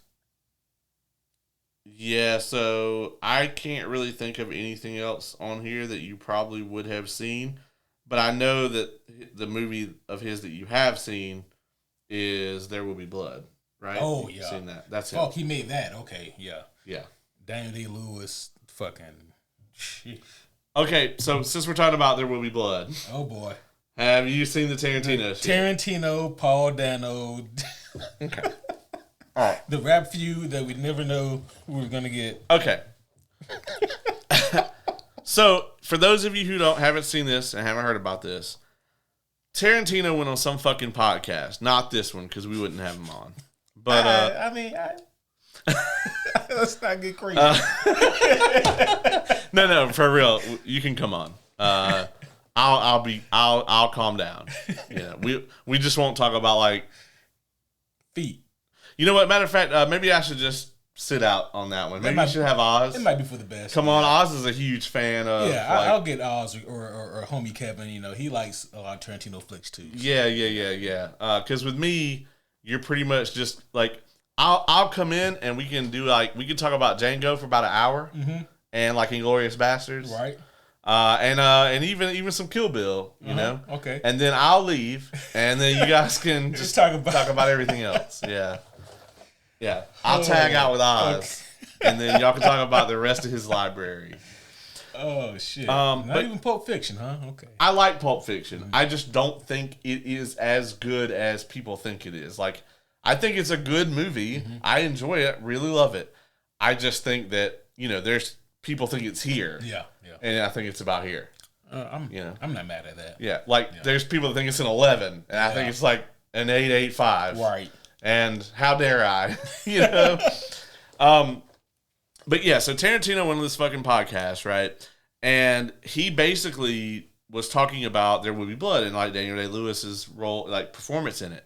And he was like, yeah, I think that movie might be a 10 for me or whatever. He's like, but Paul Dano is in it and he's just fucking awful. And then he just fucking shits all over Paul Dano. Like goes on this tangent about how he's like the shittiest actor in Hollywood. He's a pussy, like all this other stuff. It was the most out of nowhere, nonsensical rant. Not prompted. Yeah. Paul Dano was minding his own business. And like, don't get me wrong, like, as someone who has gone on a nonsensical rant or two, even I was like, the fuck? Right. It'd be like if you asked me a question about like who should be in the next Batman movie, and like I just like picked like a random lesser known person who was in like the Batman one and just shit all over them. like whoever played like fucking Zoe Kravitz's like girlfriend or whatever that they killed. And was just like, she's the worst motherfucking actress in the history of Hollywood. That bitch got crooked teeth, like one of her ears is bigger than the other. Just like went off on a fucking tangent, Yeah, out of nowhere. Out of nowhere. I mean, that's exactly what he did to Paul Dano, and I was wondering what fucking prompted this, because it's got to be more than this. I don't know if this is true or not, but I've also heard that that Tarantino wanted, it might have been the There Will Be Blood role. I don't know, but there was a role that Dano got that Tarantino actually wanted. Like for himself? Yeah. That's what I've heard. What's crazy about There Will Be Blood is originally it was the two brothers weren't going to be twins. Yeah. And like a couple of days before filming, they were like, by the way, can you be both of them? Yeah. And Paul is the one that has the one that was the last second was the bigger role. Yeah. And he fucking killed that shit. I know. Like, honestly, he kills it pretty much in everything he's ever in. Prisoners, The Devil All the Time. Yeah. Fucking The Batman. Yeah. I mean, goddamn, he just. Yeah, so I don't know what the fuck he was talking about, because I went through my Rolodex of like Paul Dano movies and I was like, he killed it there. No, he kills it. I guarantee you, man, somebody probably like went up to Quentin Tarantino and was like, hey, dog, Paul Dano's here. You want to meet him? Tarantino was probably like, cool, fuck yeah. And like, somebody was like, came up to him and was like, hey, Paul, man, this is Quentin Tarantino. And he was probably like, didn't know who he was. You know what I mean? And Tarantino probably was just so offended. Yeah. I mean, I ain't gonna lie. If you're in Hollywood, that is wild if you don't know who Quentin Tarantino is. Yeah, that's true. That is maybe wild. He just like, no-sold him on purpose. Maybe Paul Dano fucked his side bitch. And Quentin Tarantino, maybe he's married. He can't say that like on camera. Yeah. So he just shits on him. He can't let his wife know. You've now started this crazy conspiracy theory. Holy Paul shit. Paul Dano just out here slinging dick. Yeah. But he only does it to side pieces because he knows that like no one's gonna say anything. Has Paul Dano responded? Because I saw where like fans poured out the woodwork. Like even people who are big Tarantino fans were like, "Hey dog, like you're goated, but you're way off the fucking rails on this one." I don't think I saw anybody be like, "Yeah, fuck Paul Dano." No, except for Quentin Tarantino. Yeah. That's his Bill Goldberg, like from Bret Hart, Except you understand why Brett says it. Yeah, he'd be like, so Brett, it's a great day here in Calgary. What do you think about actually the weather that we have in this week? And Bret Hart would be like, well, it did rain yesterday, and anytime it rains here in Calgary, I usually blame Bill Goldberg because he's a piece of shit. I mean, like, what the fuck? The more I think about it, there's kind of some similarities between Bret Hart and Quentin Tarantino. Like, yes, they both just reached that age where it's like you've done some great things in your career, but shut the fuck up. Yes. Yeah. I mean, they're both like they both think they're way fucking better than they are, right? They both, consistently show up, but they also both consistently over time got more and more self-indulgent. Yeah. And they both think that they're like the best to ever do it, and neither of them is. Right. Yeah. Super critical of everyone else. Apparently, neither of them can let shit go. One of them, at least one of them, makes shit up about people. and I guarantee you, no one will be upset with what I just said. How can you? How can you? Man, that had me thinking about something else. I don't remember what it was. Have you seen Once Upon a Time in Hollywood? That's what I was going to mention. Once Upon a Time in Hollywood. I have seen it, and I don't understand the hype around that one. That is 2.5 hours of dog shit. Bruh. Like the scene where Brad Pitt burns the motherfuckers with the flamethrower at the end is amazing. Yeah, but it's also a big what the fuck, and I know that's what Tarantino was going for, but what the fuck? Yeah, like I get it, right? Like you're changing history, cool, but the movie it's not about anything. Put that shit on YouTube. Yeah, it's not about anything. Like Once Upon a Time, you talk about like getting a bunch of downvotes and fucking negative comments. Here we go. Like Once Upon a Time in Hollywood is like 2 hours of a bunch of SNL skits that don't have any jokes in them. Yeah. Yes. Yeah, you're not wrong. You're not wrong. That's just what it feels like. And I say this as someone who was typically a big Quentin Tarantino fan. Like, I like his style of filmmaking, and I like his style of building up scenes. I mean, my gosh, what he had with Christoph Waltz and Inglourious Basterds is fucking out of this world. I mean, you mentioned Django Unchained earlier, fucking tremendous. Like, I mean, there's so many of his movies that I just really, really enjoy, and he's one of the directors who can really chew the fat on a scene and get away with it. Once Upon a Time in Hollywood is, I can't even call it all sizzle, no steak. It's just boiled. Yeah. I mean, so, and it's I get it, right? Like, you got Brad Pitt and Leo in this movie, and they're both doing their damnedest to make it work. It's not on them. I think they both do good with what they have, but the movie just ain't about shit, bro. Like, it doesn't really go anywhere, and it shits on Bruce Lee. It shits on Bruce Lee bad. And I actually listened to the Rogan podcast that had Tarantino on there. This is, I guess, from like a year or two ago.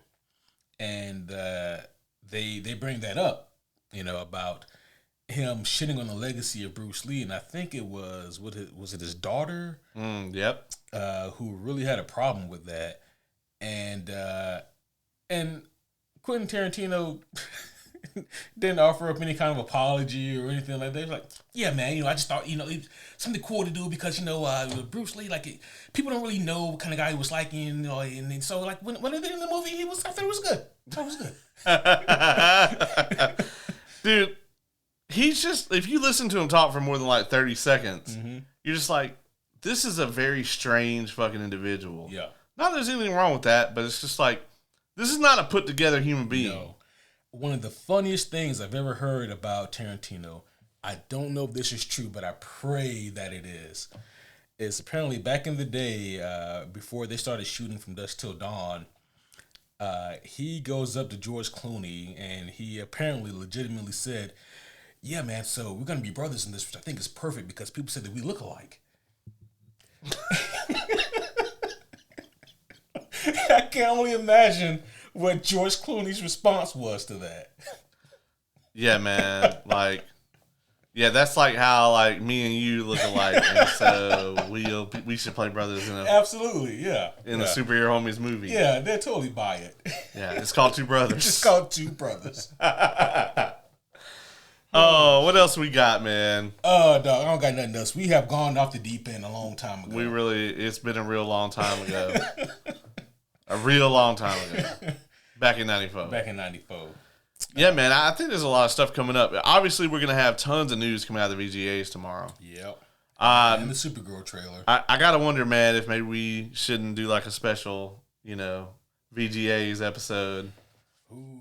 If we got time over the next couple of days or whatever. You know what? I mean, fuck it. If we got time, I said, let's do it. Yeah, let's do it. Yeah. Yeah, we'll do it. And then next week, we have our 2025 review.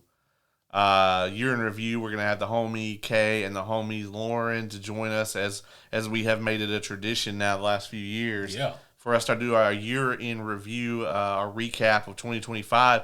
We're going to talk about all the movies, the video games, the TV shows, the books that really were highlights for us for 2025. You know, we've been doing this consistently now, long enough now that maybe we should break open the piggy bank and call the guy to see if he can do like some kind of promo for this. Yeah, maybe so. Yeah, maybe so. But we put it all on that one check. Yeah. We get a BOGO. Right. Oh yeah. Yeah. Maybe he got a Black Friday sale going. Oh, that'd be dope. Yeah. Still, yeah. It's a little late, but it's Christmas time. Yeah, I mean, getting your holiday spirit. Yeah, consumerism. Everyone's still running sales. Yeah, that's it. It's fine. But that's going to be all for this one, homies. Hopefully you guys have enjoyed this comic news. This has been a really fun one here. We had some fun shit to talk about, and then we threw in some random Quentin Tarantino nonsense. That's news, man. It was making the rounds. It is news, and that is true. Yeah. But that's going to be all for this one. Like we just mentioned, we will be back again very soon, maybe even sooner than you guys expected. But until next time, my name is Superhero Homie Q. I'm Superhero Homie Caleb.